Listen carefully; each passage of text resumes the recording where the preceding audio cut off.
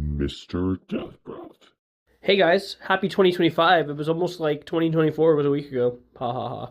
Anyway, so I'm going to give you a top five films I enjoyed this year. Keep in mind, I have not seen every film, but these are some of the films that I thought were the best. And definitely worthy of watching if you haven't already seen them. Starting at number five, we're doing Trap. Trap is M. Night Shyamalan's latest offering. And essentially the premise is there is a giant concert with a Taylor Swift, Lady Gaga-esque type pop star. And apparently the whole trap is an elaborate ruse to catch a serial killer known as the Butcher. Now, if you're kind of like, oh, M. Night Shyamalan, he's so M. Night Shyamalan-y with his twists and his this and his that, right? Well, let's just get into details here. There's really no twist in this movie. Nothing that isn't too shocking to begin with. And while the film does have a lot of issues, it also has a lot of bright spots. So some of the bright spots specifically is this film feels like it's in the Unbreakable universe. Unbreakable being split glass, Unbreakable. It very much feels like it's a supervillain, but in the M. Night Shyamalan universe. Like, for instance, when you have the SWAT teams coming in on their black SUVs and the police officers are hanging off the side, then you have this super intelligent profiler trying to catch Josh Hartnett's killer. I mean, and that's just really exciting. Even from the music to the dun dun dun dun dun dun, there's just some moments that the suspense is just so fantastic and so well done. In addition, I love Josh Hartnett trying to cat and mouse his way through things. Like, for instance, you see him go into the staging area where all the SWAT and FBI are, and he goes and pretends to be making coffee and taking a walkie-talkie, and how he's trying to cause distractions by pushing people down the stairs in order to, get out of here. It's so exciting seeing him try to manipulate his way out of there, out of the venue, while also being fully aware that the profiler is aware of what he's doing. It's pretty exciting. And it's great. And Josh Hartnett does a phenomenal job as the Butcher. Now, these sort of things tend to fall flat. There's a lot of plot conveniences that don't make any sense. I don't want to get into too much of them, but it's to the point that's like, well, that's convenient. That's also convenient. Another thing, if he's the big bad butcher, why don't we see him butchering enough people? I understand that it's a PG-13 movie, but there's ways to imply gore and violence without showing gore and violence. Just look at The Ring, I don't know. There's not enough that really works. I really loved Trap for what it was, but Trap really feels like the start of another thing. It feels like it's the entry to a series that's going to potentially be fantastic. Definitely worth checking out. Number four, Alien Romulus. Not sure if you're an Alien fan or not, but this movie was fantastic. Not only is this one of the best movies of the year, and it's on the list because the contenders for 1 and 2 are just 1 and 2, but this was a hard one because it could have easily been 3. They deliver on facehuggers. They deliver on a unique story. They bring back old chap from the first movie and explain what happened to him. They give us a new version of an android. They give us great acting, great sequences, great scares, a new way as Xenomorph is born. Fede Alvarez, the guy that did the phenomenal Evil Dead remake, has hands in this one. I mean, there's so many things that went right in this movie that I have no critique. I mean, one of the standout moments for me was when the people that are on the ship have to walk past the facehuggers, and the android goes, they can hear sound and they can see heat. So they make it a point to be as quiet as possible and not exude any energy, not to show their heat signature. And of course, as you expect, everything goes wrong and they're getting chased by a dozen or so facehuggers. I mean, it's such a great movie. Alien Romulus is incredible. Even if you're not an Alien fan, check it out. You'll enjoy it. I feel like it stands alone on its own, but it's also a great addition. Number 3, A Quiet Place Day Zero. I have liked the Quiet Place films. I thought the first film is really a cinematic experience with the constant silence. I remember wanting to punch the person in the throat beside me for eating popcorn. One of those types of movies. And as anyone may know, I'm not a fan of prequels. I don't need prequels. I'm okay with backdoor prequels. Splice it into a current movie progressing the story forward. Don't give me a whole story backwards. Here's a list of prequels that were made. Some of them on the list are not prequels. Google doesn't understand that. I'm not a fan of prequels, so here's a list, whatever.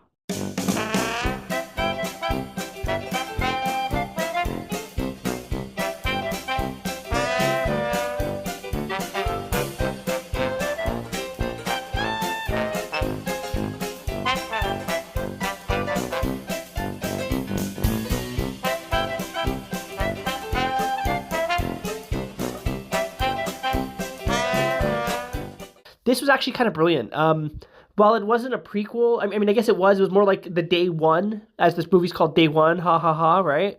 But what I thought worked is it wasn't just like day one at a farmhouse in the middle of, hillbilly trucking, ducking nowhere. Yeehaw. No, it's like they put us in a huge city. I think they put us in New York.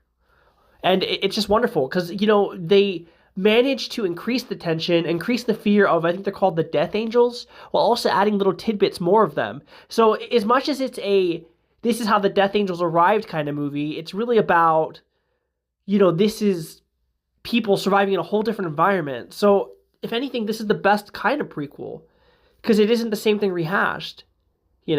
It isn't John Krasinski and Emily Blunt's family, when they were little before it happened. I guess they couldn't really do that because they kind of did it in part two, but whatever, I digress.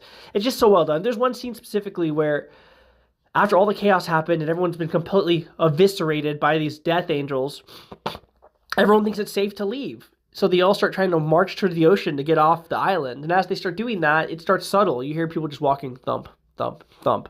And before you know it, you have thousands of people walking on the pavement, people in wheelchairs, people dragging luggage with little squeaky wheels. It's just one of those things where suddenly it becomes a loud sound. It's the inevitability of a large crowd walking at the same cadence on ground. And before you know it, a simple sound with one person is amplified when you have thousands of people. And it's just a wonderful scene of absolute chaos. And it shows you that no one is safe. There is also a few brilliant jump scares that add more fear to the Death Angels. I thought it was a textbook on how you do a prequel. And this is one of the rare prequels that I genuinely enjoy and love. A Quiet Place Day One is phenomenal. Number 2, Smile 2.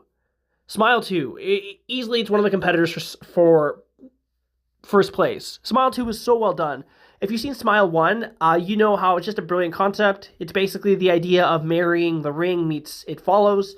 Well, somehow Smile 2 took the concept and improved it to the point that Smile 1 looks horrible by comparison. Again, I don't want to get too deep into it, but let's just say that every idea they had in the first film they amplified, made better.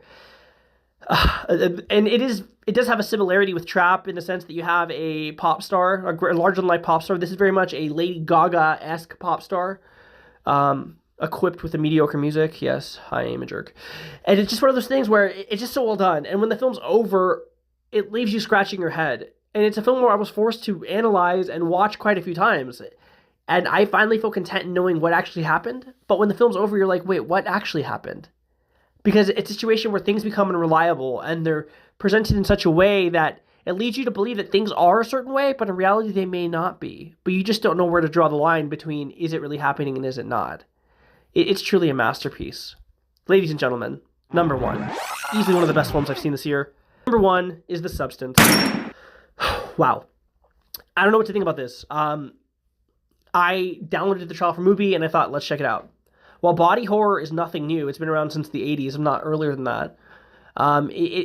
This movie's bizarre. So the premise here is essentially an aging celebrity who's been relegated to aerobics videos, sexy aerobics videos, feels that she's aging. She gets fired by her agent, or the head executive, because essentially she's getting too old.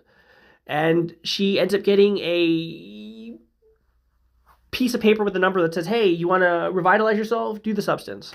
So essentially, The Substance, she ends up signing up. She ends up getting these feeding tubes, and she needs to inject herself with this green substance. And what it does is essentially it creates a duplicate of her, a different version of her that essentially comes out of her back, born out of her back, and it's a younger, hotter version of herself.